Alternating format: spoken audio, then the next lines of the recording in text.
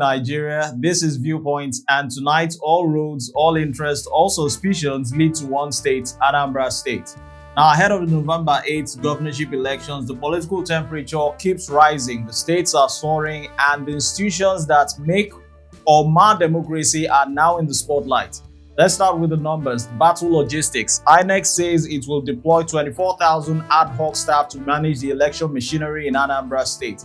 This is not a statistic. This is an army of temporary umpires spread across or cut across local governments, wards, polling units. But can the numbers actually guarantee credibility? Now, again, in a bold move, INEC has also unveiled an AI-powered virtual assistant, its newest tool ahead of the Anambra 2025 election.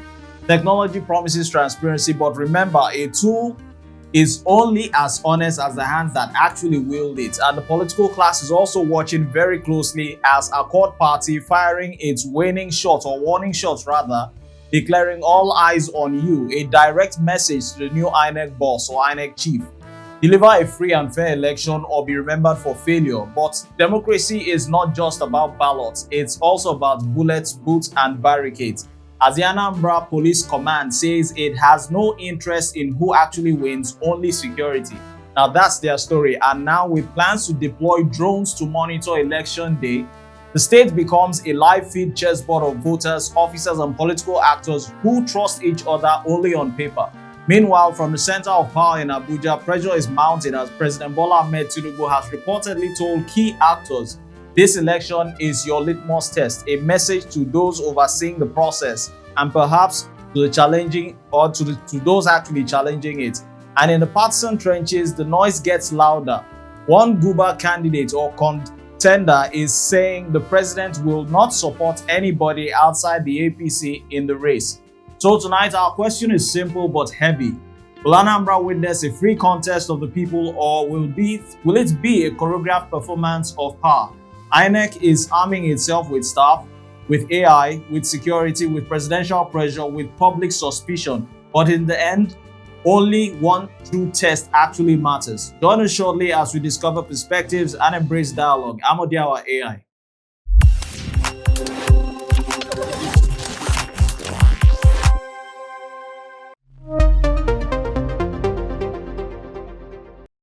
You're welcome back to the show. Now, tonight, ladies and gentlemen, Anambra once again stands where history and democracy shakes hands. Another governorship election, November 8, 2025, and the electoral umpire, INEC, is promising the people capacity, readiness, and credibility.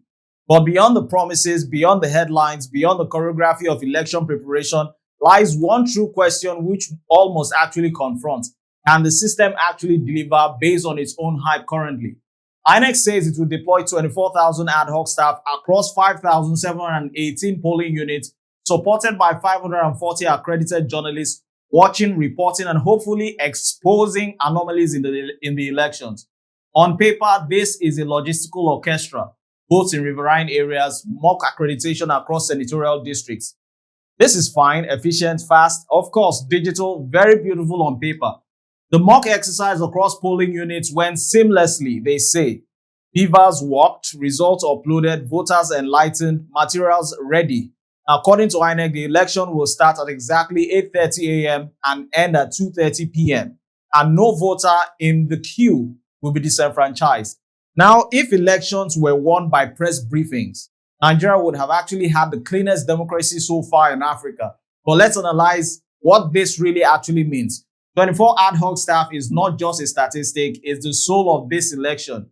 These are the hands that will touch the ballots, operate the beavers, sign the forms, and make micro decisions that can either protect or poison credibility of this election.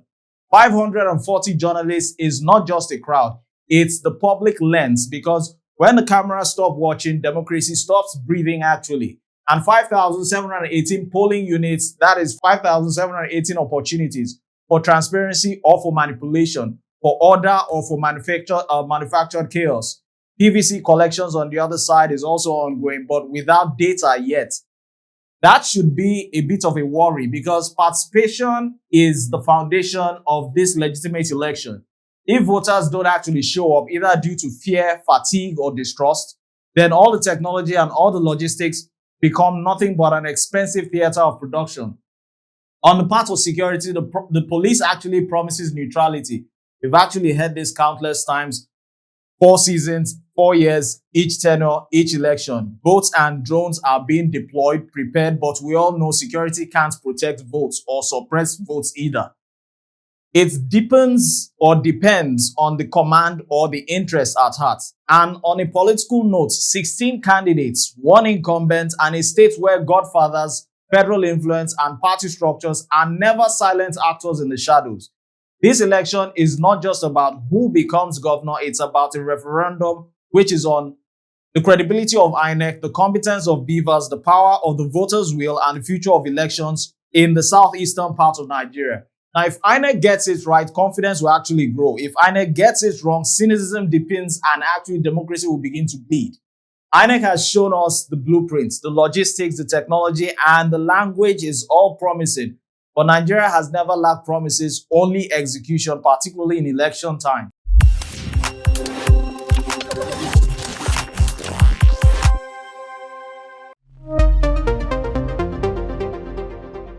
Now, still on INEC and the Anambra elections, technology has entered the battlefield once again on Nigerian elections, and Anambra is set to be the test ground. INEC says it's thinking smarter, acting smarter, and training smarter with a brand new tool, the AI-powered INEC Training Virtual Assistant, INEC Training Bots, that's what it's called. But a bot on Telegram designed to help INEC staff learn faster, train better, and prepare for an election that will test not just democracy but trust. But before we clap hands for innovation here, let's take a break and pause and ask, is this a breakthrough or just another buzzword for election wallpaper or theatrics? INEC says this bot offers 24/7 access, digital learning modules, and smarter training for ad hoc staff, thousands of them to be precise. No closing hours, no excuses, artificial intelligence guiding human umpires. At least on paper, it sounds like progress. For once, election training is not a dusty file or a rush seminar. It's an interactive session or instant or always available at the disposal of anyone. Now, with over 5,000 polling units to manage and thousands of temporary officials to train, technology is not optional. It is based on survival. Now, can AI fix human failure? Because in our elections, it's not ignorance that actually kills credibility here. It's compromise. It is not training that collapses even the integrity, it's interest. Beavers can be upgraded, results can be uploaded, training can go digital. But if the system around it remains polluted, AI will not save anyone. It will only make the manipulation more sophisticated. Anambra is not just choosing a governor, it's choosing whether it believes that elections can work. An AI bot will not stop votes buying, neither will an AI bot stop intimidation. Lastly, an AI bot will not hold politicians accountable. Innovation is welcome always, technology is necessary, but let us not confuse gadgets with governance or software with its sincerity. INEC is telling us we are ready, we are smarter, and we are digital. The question is, will the system actually be honest?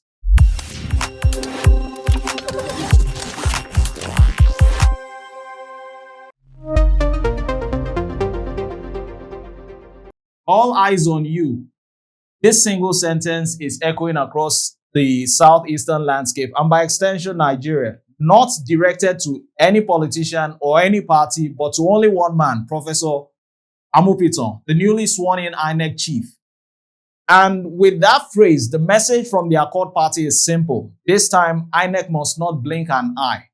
Sworn in by President Bola Tinubu, cleared by the Council of States, confirmed by the National Assembly, Professor Amupitan assumes office at a moment where Nigeria's electoral credibility is hanging by its last thread of public patience. The Accord Party calls his appointment well-deserved, a legal mind, and an academician, also administrator rather. Good resume, but Nigerians are no longer impressed by resumes. They need results because trust in elections are no longer low. It is wounded and is bleeding profusely. The party wastes no words. The first test comes November 8, 2025, as it says, the Anambra Governorship Elections. No excuses, no leaning curve, and we will not be keen to listening to "we will improve next time." This is a mantra which has been sung by every INEC boss wherever there are lapses. This is the day one exam and the whole nation will be marking the script live on television. The Accord Party says citizens want free, fair, credible, transparent, and inclusive elections. That's the checklist. And it starts with Anambra State before the chain reaction continues to Ekiti State, Osun State, and also the mega elections 2027. If INEC fails in Anambra, it weakens 2026. And if it fails in 2026, it contaminates 2027. And if 2027 collapses, who knows? That's the dynamo effect we're actually playing with currently. Let's be honest, Nigerians are tired of court-decided mandates after elections which appear inconclusive, tired of midnight results being counted when results are actually meant to be released at a particular time, tired of technical glitches and system failures that only fall in one direction or fail in one direction. Professor Amupitan actually inherits not just an institution, he inherits a trust deficit. And trust is not given to INEC anymore. It is being earned or has to be earned polling unit by polling unit, ward by ward, local government by local government. The Accord Party is right about one thing.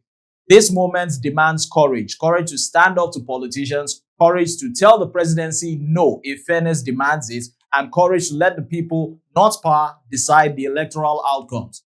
All eyes on you, Accord Party says. If Professor Amupitan gets Anambra right, he begins a new narrative or a new chapter. If he fails, he becomes just another name in the long list of electoral failures or disappointments. This is Viewpoint. We take a short break, but when we return, we shift our focus to where security is tightening ahead of the November 8th gubernatorial elections in Anambra.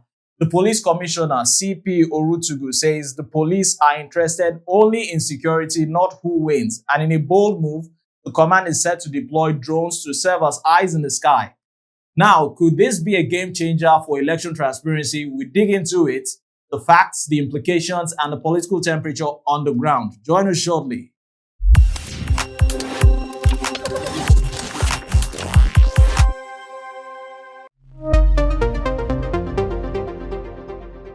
You're welcome back to the show. Democracy is a delicate thing. It breeds only when the people believe their voices matter, and it dies the moment fear, violence, and manipulation takes its place. As Anambra marches towards November 8th, one institution sits at the heart of that fragile trust, not INEC this time, but the Nigerian police force. The Commissioner of Police in Anambra, CP Orutugu, has a message for the state, politicians, and even voters. He says, the police are not interested in who wins or loses. Our concern is security, nothing more. Neutrality, peace, professionalism, these are powerful words, words Nigerians have heard before over and over again, words that, if upheld, could change everything, and if betrayed, could burn trust to ashes yet again, as it has always done. CP Orutugu is touring flashpoints, holding dialogues with traditional rulers, youth groups, religious leaders, vigilantes, and local peace structures, all in an effort to prevent electoral violence before it starts. He is warning officers, no bias, no intimidation, no partisanship. The police are promising to protect the process, not the politicians. And honestly, this is exactly what the moment demands. But this time, something new has entered the battlefield of Nigerian elections, technology from the sky, the drones. The Anambra Police Command says drones will be deployed across polling units, wards, and even collation centers to monitor activities in real time. Now think about that. Election onlookers that cannot be bribed, that cannot be intimidated, or cannot look away. This is without question a bold step, because while thugs can block roads, they cannot block the sky. And while political actors can compromise humans, they cannot compromise a live camera feed hovering over their heads. Now, if drones are actually deployed, used transparently, Anambra 2025 could become a benchmark for digital election security in Nigeria. But here's the question that actually matters. Will neutrality survive pressure? Because elections in Nigeria are not secured by statements. They are secured by courage, by institutional integrity, and by consequences for wrongdoing. This is what the police must understand. Neutrality is not speech, it is posture. Security neither is deployment, it is discipline. Assurance also likewise is not press release, it's action on election day. So yes, CP Orutugu says the police doesn't care who wins. The drones will watch from the skies, all well and good. This is how it should be. But on November 8th, neutrality will not just be judged by words, it will be judged by whether officers resist political orders from above, Abuja to be precise. We take another break, but when we return, political temperature is still heating up in Anambra, which is actually the front burner. President Bola Tinubu has reportedly told the new INEC chief, Professor Amupitan, that the coming of Anambra governorship election will be his litmus test. And in another bold claim, APC candidate Prince Nicholas Ukachukwu says presidency or the president will not support any party outside the ruling APC in his contest. So what does this mean for credibility for the November polls? What does this mean for INEC based on neutrality and the balance of power in the Southeast? When we get back, we'll break it all down, the politics, the pressure, and the possibilities. Join us shortly.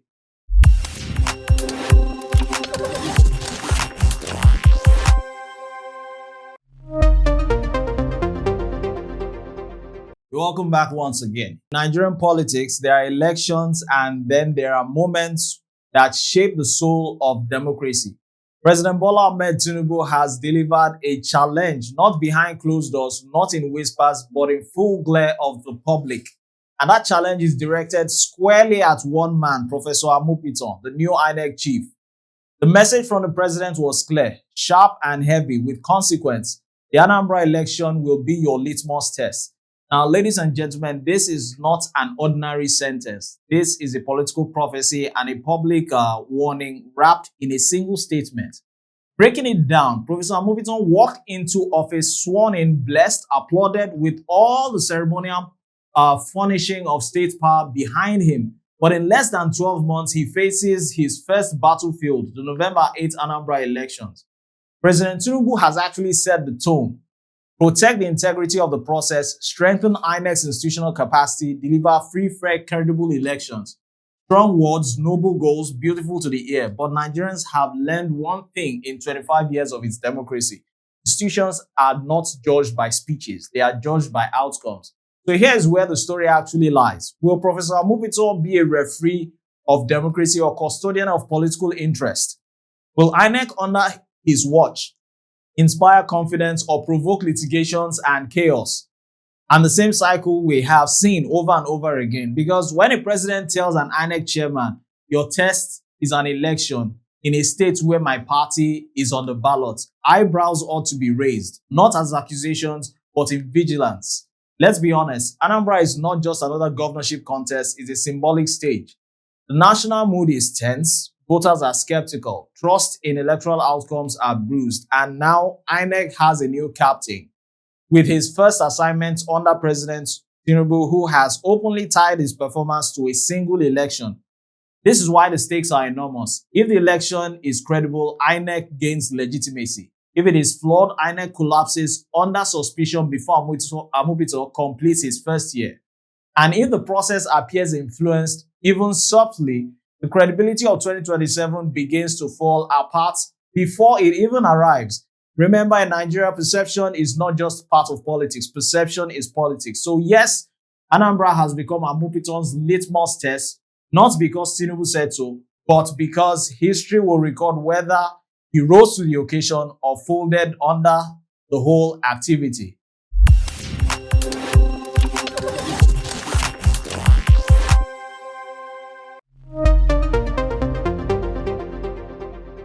Still on the Anambra elections wrapped around Tinubu, the APC candidate Nicholas Ukachukwu has declared, not hinted, not implied, but declared that President Bola Tinubu will not support any party outside the APC come the D-Day. We watch the video below and we get to hear what he has to say. Why would a sitting governor that have managed over 500 billion naira be hanging that is winning election based on that party's leadership support? It's not laughable. Is it that the only thing that he put in forward that, oh, President Tinubu is not supporting his party, and then, which I know that President can never do anti-party. We know him as a party person. He stays a party from AD to AC to ACN. He doesn't go from beyond the whatever. That's how he has been. He can't. He wants his party to win. But not notwithstanding, how will a governor who has governed state for almost 4 years, the only credibility, the only thing is organized, progressive are working together, wearing a cap of APC and cap of APUGA? Is it not laughable? Is it not nauseating? You should be telling Anambra should be clapping for you that, oh, you have done so much. See the rally he has been doing, and it's live on channel. See it, and see the video is focusing on him, and the focus on the crowd that is called out to come and meet him. Can't he show the field and listen to the number of there? I'm going to start local government tour tomorrow. My community tours are bigger than his local government tour. That will show who people want and who people don't want. I'll start the local government tour tomorrow. Of course, channels will be there. And when you see local government tour, and because of the crowd I'm expecting in one local government, I divided that local government into two. So I'm going to meet in 2 zones the same day in that local government. And you see the crowd, it's not rented. Not the one we pay. If Soludo beats you, would you congratulate and concede? Definitely I will. You see, he came to national television to say, in one of the interviews I had in granted, oh, the APC is trying to regulation, oh, they're going to buy a vote.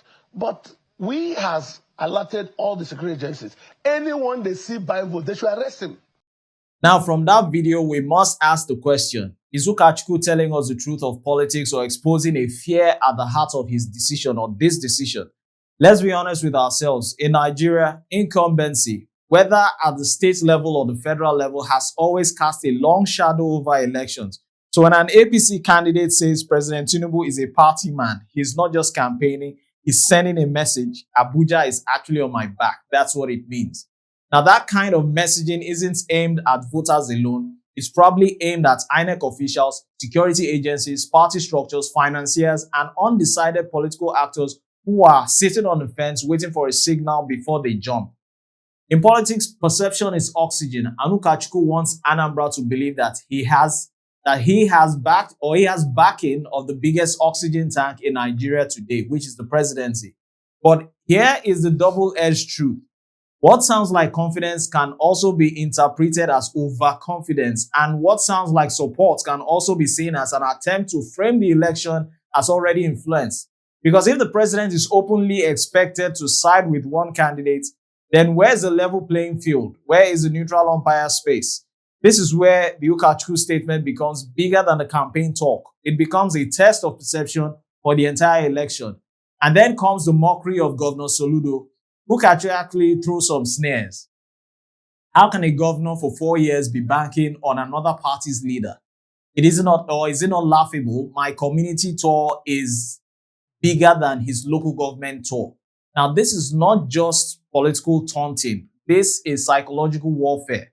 The APC candidate wants to box Soludo into a corner, paint him as insecure, desperate, or as one who has actually lost home support and is clutching at the Abuja straws.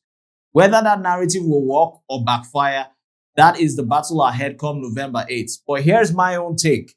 The president of Nigeria cannot be a cheerleader for any candidate in a state election. He can be a party man in private, yes, but in public, it's election season. He must be seen as a symbol of the federation, not the flag bearer of one party.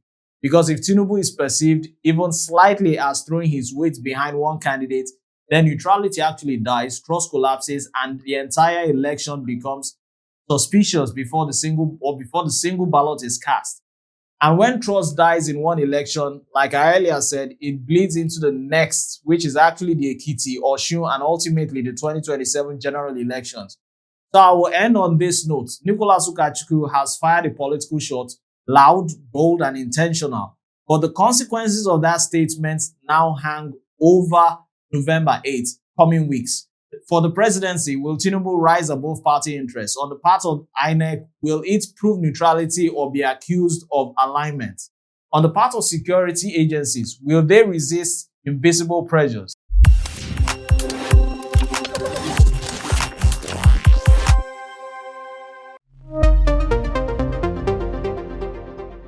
Tonight, we have seen the numbers, the tools, and the power plays. INEC promises 24,000 ad hoc staff and even an AI virtual assistant to guard the process. The Accord party shouts, "All eyes on you." The police swear that they want security, not a winner, rolling out drones and their boots and guns to prove it all. And from Aso Rock, the message is crystal clear. Anambra is a litmus test, even as some insist that the president will back one side outside his party. But when institutions prepare, when parties threaten, and when power hovers over the ballot, one question remains: will the voter be king or merely a spectator? The show has been Viewpoint, where we discover perspectives and embrace dialogue. I've been your host, Odiawa AI.